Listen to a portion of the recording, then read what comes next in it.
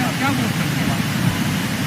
Sir मैं ये कहना मेरा कि ये जो झील है, अगर एक टीरी डैम की झील भरती है तो करोड़ों का बिजली का फायदा होता है, अगर ये घटती है तो करोड़ों का रेता बजरी का फायदा होता है। लेकिन लोकल जो यहाँ के हम जैसे गरीब आदमी या लोकल क्षेत्र के, उनके लिए क्या फायदा है? और बिजली को मैं ये नहीं कह रहा हूँ कि आप फ्री करिए, मैं आपको एक राय देता हूँ कि आप 150 यूनिट तक फ्री कर दीजिए, 150 यूनिट तक फ्री करिए, 150 के बाद आप फुल बिल होगी। क्यों? इससे क्या होगा कि जो गरीब आदमी है वो बिजली के जो अनाप शनाप चीज़ें वो नहीं फूकेगा, उससे ट्रांसफार्मर नहीं चलेगा, क्योंकि 150 यूनिट तक उसका जो हीटर भी नहीं जलाएगा, वो फालतू का बल्ब भी नहीं जलाएगा, वो 0 वाट का जलाएगा, तो उसको पता है कि 150 यूनिट से ऊपर जाएगा तो पूरा पैसा पड़ेगा। क्या यह सही है कि नहीं? बिल्कुल गरीबों के लिए सही है। और मेरे देखने से तो अगर गरीबों के लिए चावल बांटे जाते हैं, राशन बांटी जाती है, तो वही उनके लिए जो है 4 बल्ब फ्री तो होने चाहिए। बिल्कुल सही बात है। मैं 5 नहीं बोलूँगा, 4 बल्ब आप चाहे 5-5 वाट के लगाओ, 20 वाट आपके लिए, 20 वाट के बल्ब आपको फ्री 5-5 वाट लगा करके। रही बात झील की, झील में जो है लोग जो है ये सारा फायदा होता है बड़े बड़े नेताओं का, रेत में भी जो है बड़े बड़े जो ये कारोबारी है उनका होता है। और जो लोकल जो आदमी है, हम लोग हैं जिन्होंने अपना सब कुछ खोया, उनका कुछ नहीं है। तो मेरा यही कहना है कि भाई ये तो होना चाहिए। जी, मैं यही कहना चाहता हूँ कि हम हर नेता को यही कहना चाहते हैं, आप बड़ा नेता हो छोटे हो, आप इस चीज़ को जरूर देखिए कि उपले वाले क्षेत्रों को बराबर नुकसान हुआ इस झील से, जितने भी ऊपर वाले क्षेत्र है पूरे टिहरी झील के किनारे।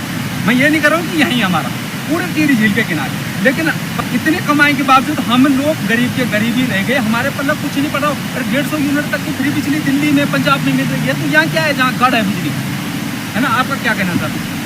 देखिए, आपने टिहरी झील के सराउंड एरिया के गाँव की बात की।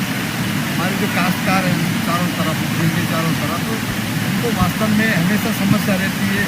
चलो जो क्षेत्र डूब गया या जो एक्वायर हो गया वो तो चलो विस्थापित हो गए, लेकिन जो हमारे सराउंड एरिया के जो 840 से ऊपर के जो गांव हैं, उन गाँव को विस्थापन की, उन गाँव को जो प्रभावित हो रहे हैं, उसके लिए हम लोग लगातार मांग करते हैं, उसके समाधान भी होता है। और फिर सांप्रतिक क्षति के तहत जो है उनको मुआवजा दिया जाता है।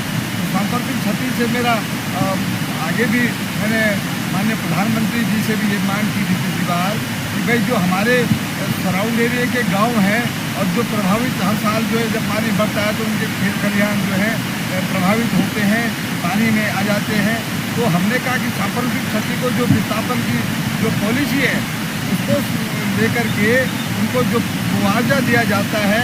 हमारे जो ग्रामीण क्षेत्र के जो हमारे जो प्रधान हैं, हमारे प्रतिनिधि हैं, और हमारे गांव के लोगों को जो है उनको रॉयल्टी दे करके उनको जो है रोजगार भी मिलेगा और सरकार को आय भी होगी। तो दोनों हमारे विभिन्न संगठन, हमारे विभिन्न अनुसांगिक संगठन मजबूती से जो है हमारे लाल जी हैं उनका काम कर रहे हैं। और मैंने साफ कह दिया कि भारतीय जनता पार्टी इस समय पहली बार नगर पालिका में अध्यक्ष की शुरुआत करेगी।